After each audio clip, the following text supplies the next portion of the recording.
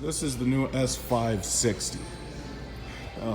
Only reason why I'm making this video is because I was, thinking about possibly leasing. And I know some of you hate that word, but nobody really cares what you think until you're the ones writing the checks. Either an S560 or an S450. Now the 560 has a 4.0 V8 bi-turbo engine, 463 horsepower, 516 pounds of torque, and this is basically what they're replacing the 550 with. From the looks of this material, it looks like somebody used this. This looks like a used car, but I know they have new ones. And you know what? This is actually a new car, but the interior looks a little dirty and dingy already. You can actually see dirt and dinge. That's part of the reason why when we got the Cadillac XT5, if you watched my video, the reason why we got the Cadillac XT5 with a darker interior instead of the light interior is because, look at this. Oh my God, look at this. Look at this. It's already starting to fucking be dingy, and it's not even, I don't think this is a used car. I think this is a new car, and it's already dingy. But the reason why I suggested to my mom that we get the darker interior was exactly this, because the interiors of these caramel colored start to get a little dingy and they start to look dirty after about 15,000 miles.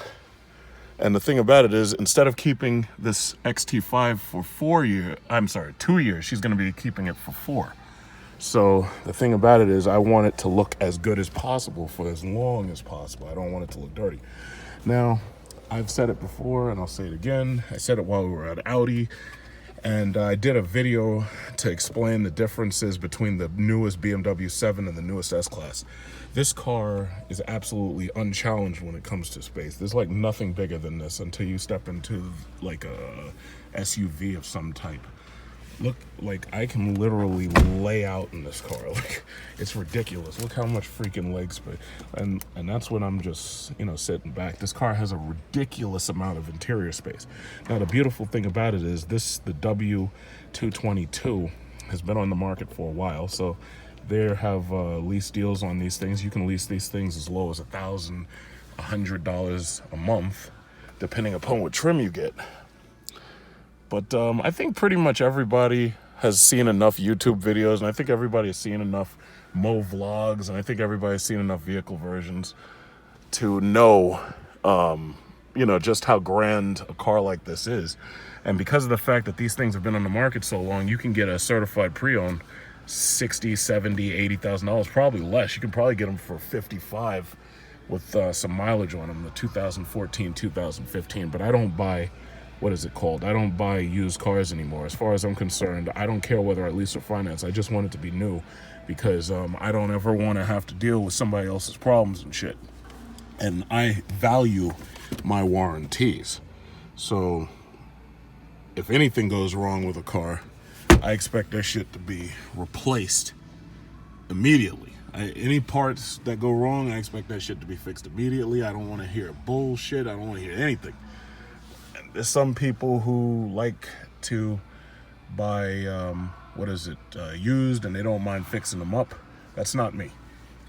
So this looks dingy already. And I do like this interior. I mean, there's nothing not to like about this interior. This interior is gorgeous. Problem is, they haven't even driven it off the lot. It's already dingy. But, when you lease a car new like this and you get a luxury car, you don't give a shit. It's like you just have people shampoo it for you. But me personally, I like washing my own cars. It's absolutely fabulous. Look at that start-stop button. It's like Art Deco. It's gorgeous. Now, personally, I don't really feel anybody's racing these cars. I mean, this car has like 470 or less horsepower, right? Nobody's really racing these cars. So the reason why I think Mercedes did a brilliant thing by bringing out the S450 with the twin-turbo V6 is because you can get better gas mileage over a long period of time.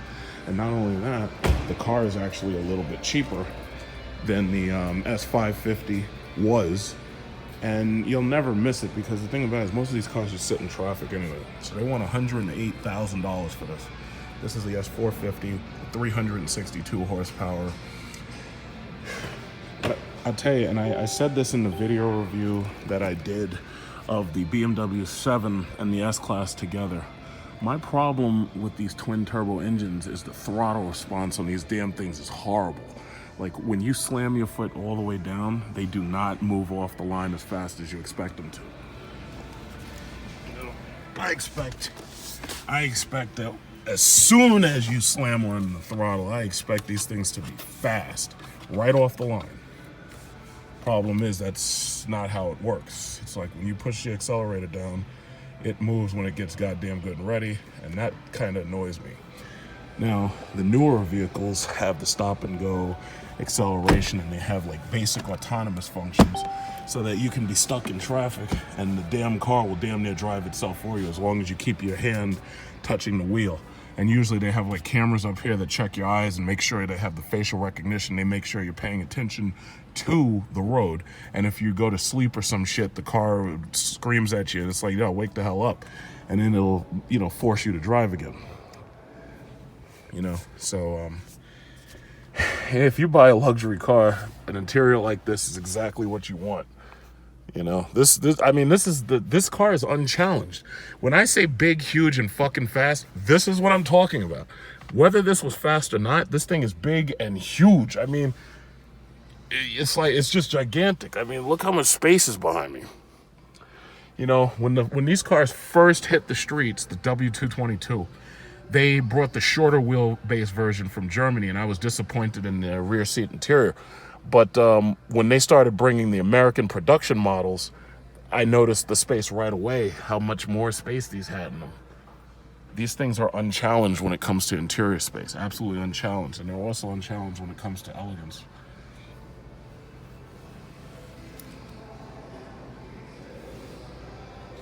So, I've seen a lot of these on the road because, a lot of the 2014s are certified pre-owned now.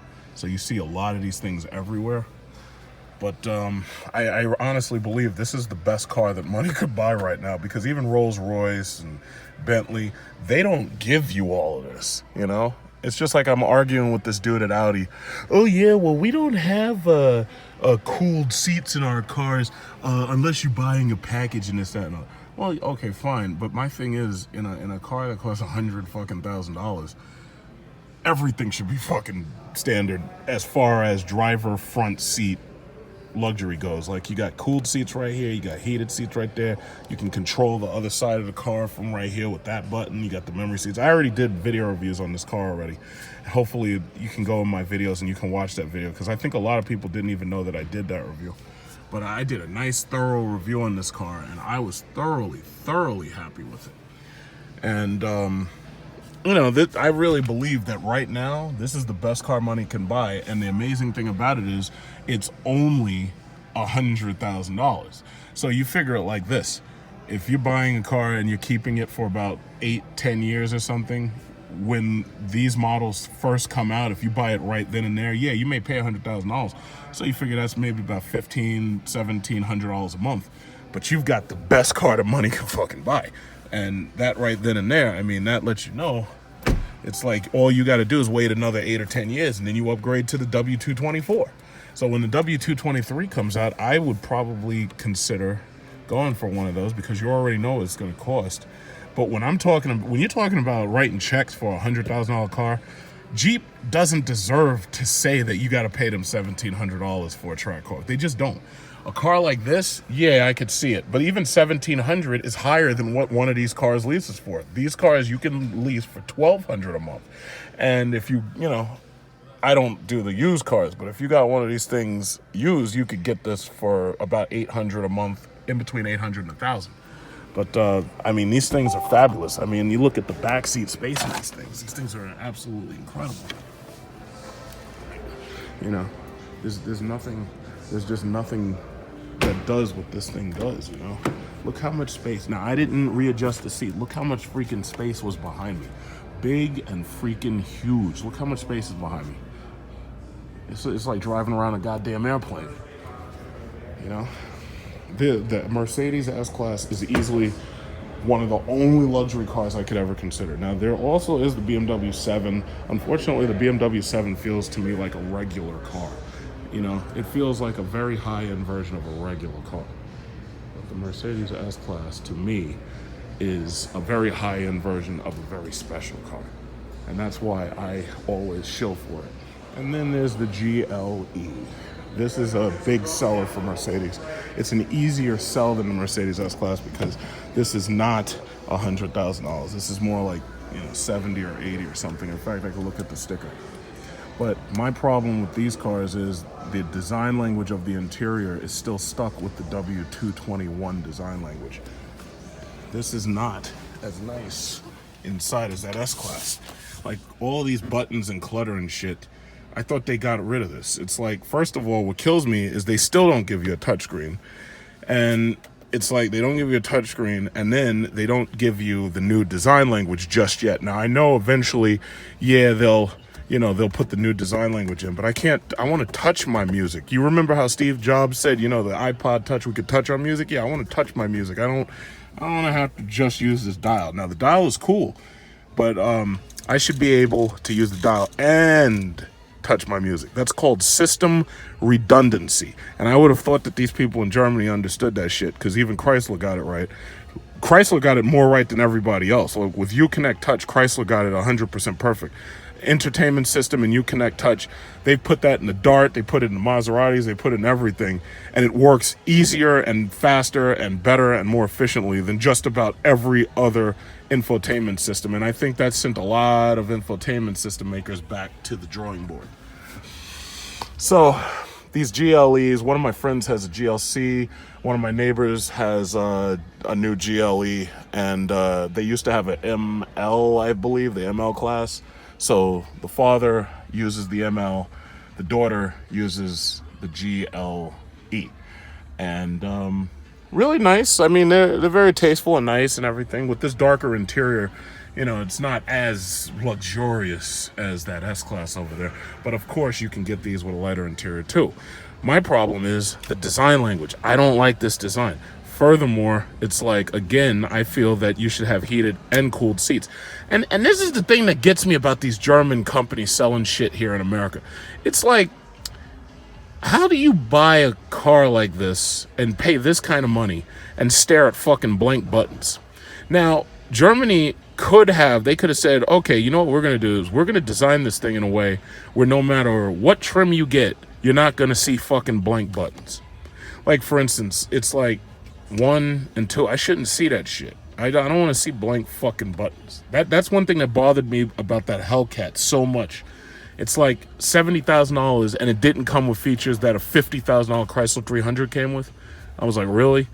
I shouldn't see no fucking blank buttons. When I see shit like that, that shit pisses me off. You can call it OCD, I don't give a shit, but that bothers me. They could have, instead of this blank and that blank, they could have taken something from up. They could have taken this button and that button. They could have put that shit there, but they want you to know that if you didn't spend that money for those packages, you ain't shit. And that's basically what they're telling you. They're like, yeah, listen, either you get the technology package, the safety package, the autonomous driving package, or you ain't shit because you ain't got no money. And that's basically the way I feel. I feel like they're trying to insult people. That's what I really feel. I really feel they're trying to insult people. I got a Jeep Grand Cherokee SRT fully fucking loaded. You don't see no blank buttons. Meanwhile, my SRT costs more than that Audi Q8. Yeah, that Audi Q8. Oh, cooled seats? No, we can't give that to you because you ain't shit. You ain't got enough money for cooled seats, you broke bitch. And I'd be like, wait a minute, my Grand Cherokee costs more. Yeah, well, your Grand Cherokee's made by a lesser company. You ain't shit. And it's like, you ain't gonna insult me as a customer? What are you kidding? Blank buttons, my ass. Like, nah, you ain't insulting the customer. It's like, see, that's the thing. I used to be a salesman full time. I used to sell houses. I used to sell computers. I used to sell cameras at Best Buy when I was in college. And the thing about it is, as a salesman, I know what they want, And it bothers me when people don't get what they want. This shit is 82. I spent more on my Jeep SRT than this thing is. This is a GLS 450. I spent more on my Jeep SRT. Interior is still nice, but you still got the shitty design language. And guess what? For 82 fucking thousand, you still don't get cooled seats. What the fuck is that? I'm gonna mail this to Germany. I'm gonna email this to Germany. I'm gonna piss Dieter Zeiss off. Because the thing about it is, at this point, you pay $80,000, you should have heated and cooled seats. The first thing I do when I get in my Jeep is I put them seat coolings on. So this way I can cool my butt, I could understand if you said, okay, well, you know, we'll give you heated and cooled seat standard, but you're going to have to pay more to get massage seats. That I totally understand. That's a real luxury thing. But if Kia and freaking Hyundai can give you heated and cooled seats, and even Hyundai's doing massage seats now for $60,000 and $70,000, then what's your excuse? And guess what? I don't even want to hear your excuse because, as far as I'm concerned, you ain't got one. Got that lovely interior lighting. It's done so well. It's like nobody else has it just like that. It's like, I always like the fact that these cars look like nightclubs. Get in one of these cars. This thing is like a freaking nightclub. And give these things a really good shampoo job every couple of months, and they look absolutely fabulous. And see, this is what I had said before when I was attacking Lincoln and Cadillac. I was like, guys, yeah, you built long cars, but you idiots keep cutting the goddamn headroom off your cars. So did it ever occur to you that if somebody's a tall person, that perhaps they have long legs and a long spine? And with that long leg and long spine, most likely these people are going to be tall. So that means that they have to sit, you know, straight up.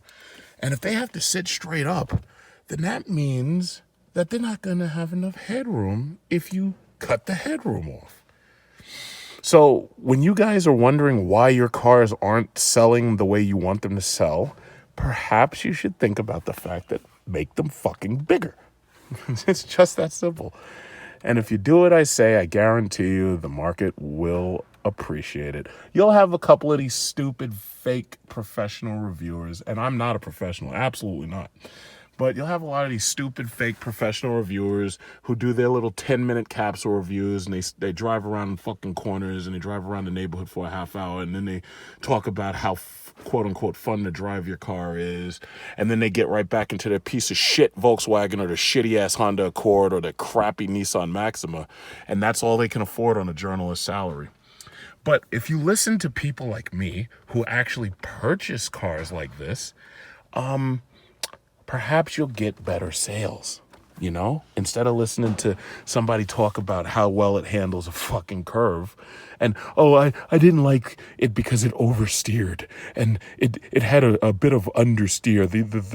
You know, this piece of shit, Jeremy Clarkson, he put the Chrysler 300 SRT up against a fucking BMW M10 and was surprised that the 300 SRT lost the race and that it didn't handle as well. Well, maybe it's because the BMW M10 was more than twice the price, and maybe it was also because, you know, it was designed for an environment that the 300 wasn't. Could have had something to do with it. I don't know. I don't know. I could be wrong. But anyway, big, huge, and fucking fast. And not only that, very, very ridiculously luxurious. This makes me wonder, how are they going to improve the W223? Because the W223, if they keep doing the job they're doing, the W223 is going to be absolutely incredible. But the question is, how can you improve on this? Because it really looks like they've perfected the freaking car. I mean, nothing rides like one of these things. Nothing has an interior like one of these things. So, you know, I just don't know how they're going to improve on it, but I'll be waiting to see.